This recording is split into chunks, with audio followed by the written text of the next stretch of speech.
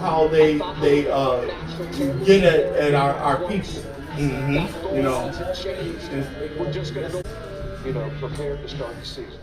Yeah, well, I think, Coach, you understand especially, right? It's, you use the phrase rat boys. The negative is rat boys. I think you got to get everybody to and the positive is rat poison. But that creates a ton of pressure. And pressure that we've earned. We created that pressure, and I think that's the thing that I'm most proud of, the point that you said. When I took over the program 12 years ago, it was in a very different situation than it is now, and that's something I take great pride in, right? The program was in a very, very difficult position, one of the most historical sanctions in NCAA history, and we got it back to being a consistent contender. So you understand how hard that is and the work that went into it. But the expectations, we created them. So I take pride in that. Obviously, we gotta do a better job of keeping all that noise out. Here we go. We in business, Baltimore. But that's challenging. You talk about that. As a person that's around more than a handful of the Penn State focus, they will thank you. I think we still face one more problem. They're going to be very grateful for everything you did up there. But you're talking about the time Infiltration. to what it is now. You've obviously done an incredible job up there. I think that's one of our biggest problems. Because of the work that Because a couple different times now. We're just going to go the people who infiltrate us look just like us. Yeah, now we're going back to now unity. Yeah. You know, if we have unity, now it should be more. But I don't think like when I was watching the Fred Hampton documentary, you had that guy up in there, he moving just like he a brother. I heard the dude that used to take a lot of the photographs for the civil rights movement. He was an informant. I heard like even in Martin Luther King's situation, it might have been help people of our complexion. And it's like a lot of times we got so many different factions going on. Let me ask you a question. How do you think? I can't wait for that next challenge. I was watching someone yesterday. They say he got shot close range. I think from a lower level, and it came up, into the exit. But that's what I heard as far as, the evidence that exists. Now, I've heard different rumors, so provide me with what you know. They said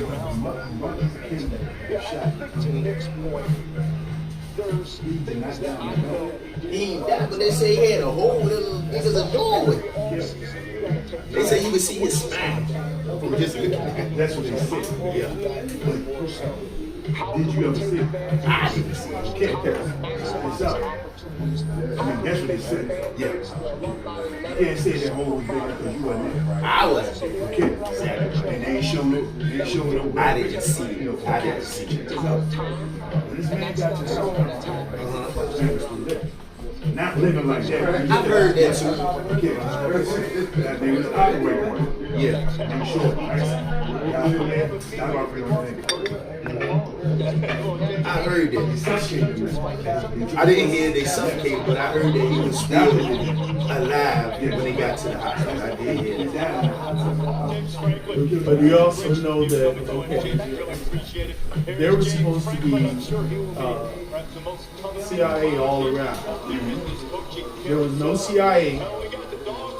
If you look at that film when he was shot, there was no CIA around nowhere. There was no police officers around nowhere. The only protection he had was his own security. Check this out. Now, the hotel you stayed in, right? Yeah. Yes. That was the hotel you stayed. Okay. Now, he stayed in the Holiday, like the Holiday Inn. That's where all his security was at. Yeah. Now, somebody told him. Get that voice up so the people can hear you, man. Somebody told him, right? Why you keep saying the white man hotel? You don't come down. That's when he came down to the hotel he stayed in there. Yeah. All his security didn't come down to that. He had few security and they put him in the burger. Jesse Jackson's right on right there with him. Okay. Like he said, the security wasn't down there. He shouldn't switch hotels. He just stayed where he was at. You know what I mean? Yeah. To me, I think there was a setup. Somebody got him to switch. Switch hotels. Okay, that wasn't the hotel he stayed at. That wasn't a regular hotel he stayed at. So if you saying it was a whole bunch of strategic maneuvering going on, then you got to say that's the CIA. Yeah, they was the only ones moving strategically and in the shadows like that back then. You got to say FBI, J. Edgar Hoover type stuff. That's how he was moving, inciting division, manipulating people, all types of stuff, assassination. You have to dig a little deeper than threatening. You have to dig a little deeper in that stuff. You know what I mean? Yeah, I can see. Yeah. This can't sit there and hear what you heard or see you play. Well, this is what I heard. You gotta dig a little deeper. Yeah. You know what I mean? Just like Malcolm X. He was gonna pass away, but he had a choice to die that night. Yeah. You cannot walk in no mosque with nothing, not with a paper clip in your pocket. Yeah. I've been around some of the Fruit of Islam. You cannot walk them. They come through, they check, I don't care, women. They hit your pants and everything. Yeah, they check pockets. You cannot walk them with nothing. Collars. Yeah, you can't walk them with. So, I understand what Malcolm X said. You don't check nobody because he was trying to, me. Now, he get a little deeper than that. Yeah. Why did he say don't check anybody? Because that's not a customary policy of the NRA. Even if you just having a peaceful function, that's not customary at all. If anybody He of was any trying to make a significance, change. He was trying to make a anybody change. with any significance is really not on the person of power to make that decision. I thought the Fruit of Islam made that decision on their own, where he was separated from the Fruit. Correct. Yeah, I can see that. So he made, And he was the head of the Fruit. and he was trying to make a change. And he was the head of the Fruit, so they wouldn't have had no choice but to listen to him. Yeah, I see that. Trying to make a change. Now, they got a little deeper than that. You know, he had a gun on too, right? I heard that. He had enough time. He seen that guy come up, he had enough time to start fighting. Yeah. And he did. When you got shot up, they took that gun from him. Because they wanted to say that. There's a lot of stuff that a lot of stuff in this story. Okay. You gotta dig a little deeper, bro. Yeah. So if we are not in this stuff, we know this stuff, we know they've been conducting experiments on us. At what point do we, like you say, do we take up strategically defending ourselves and maybe attacking? Why we do a lot of catching like this? Do you think it's because we a humble soul, we a humble people? Because I don't think it's because we don't know how to fight, because we got fire in us.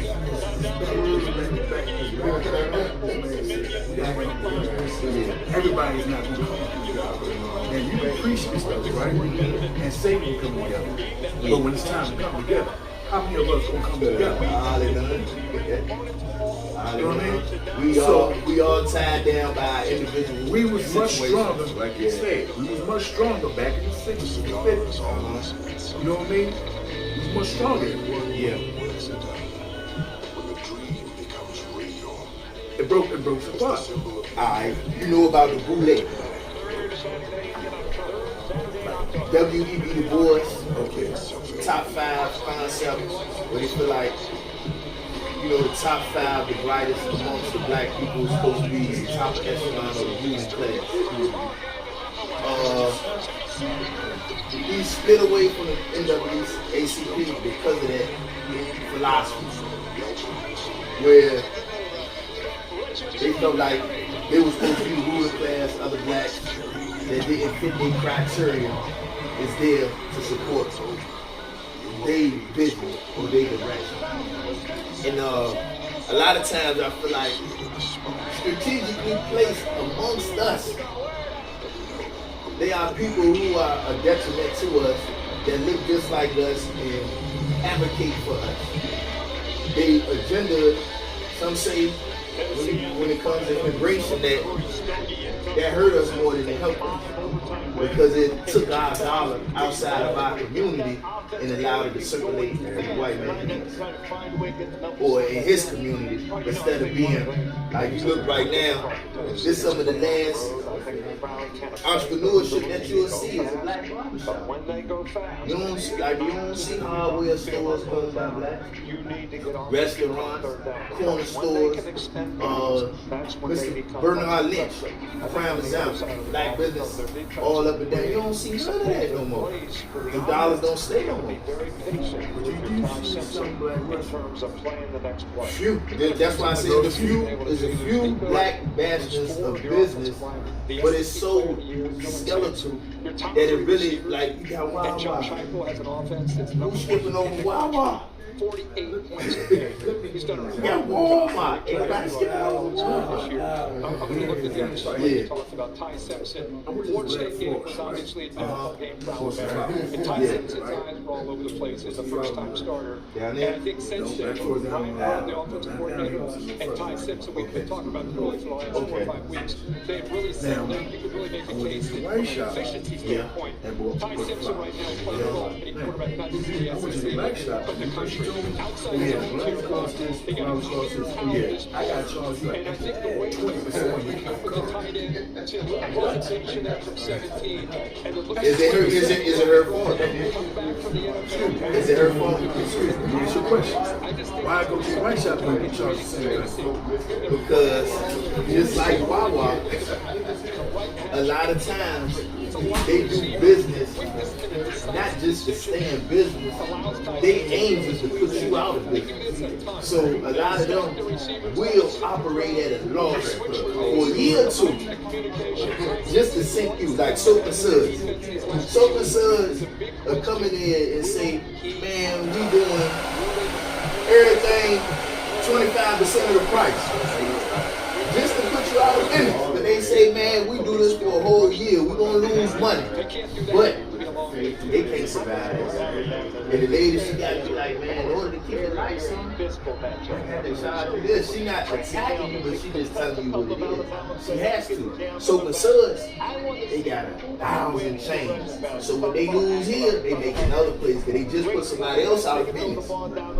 So they could put those extra profits into that store until you gone, they go. And I think it don't be the black people fault necessarily because they want to overcharge you, is that sometimes they can't afford to operate at a level where they can take a loss like a bigger corporation or somebody with deeper pockets. A lot of times we step out there on faith.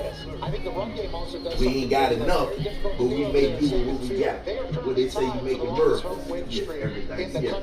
So I don't think it's necessarily because if he got to charge you $40 for a cut, that's, you know, he trying to give you the best deal he can. He don't stay alive.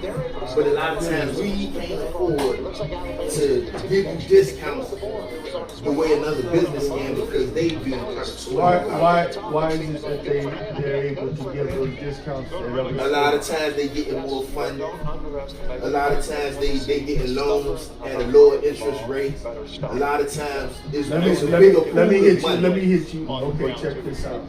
Yeah. Those glasses you have on your chest. Yeah. Cost you how much? These ones, they cost about $200, but Okay. they was free. Okay. But check this out. You selling those for $200. Okay. Now, when it comes down to the white man, the white store getting, they get the same glasses but they buy them in a bulk. Yeah. So they give them a price where they probably paying $50 a piece, $30 a piece The same for the time. same thing. But because you're a small business such as this, you don't have a lot of people in here, so you have to raise the price in order to keep you going. Yeah, because Okay. you can't get to that wholesale. Girl told me about this restaurant called I don't mind spending money. Yeah, who's that? Yeah. If I like food, I don't mind spending money. Hey, you know this good looking guy right here? One thing about it, you come in here at Elise Pro, 368 Denver Boulevard, and you put a smile on your face and transform, you put the mirror in front of you, almost can't recognize yourself. You looking so good when you Man. step out the door. Man, We got Mookie in the it's shop not 'cause I right don't have my now. glasses on. We got Big E in the shop right now. Y'all come in here, check us out. 368 Denver Boulevard, Elite Pro Professional Barbershop, y'all. I'm gonna wrap it up right now. This was a little bit of barber talk. We gonna, drop these jewels when we can, man. I should ask you what's the day's sign. Somebody asked me. All right, y'all.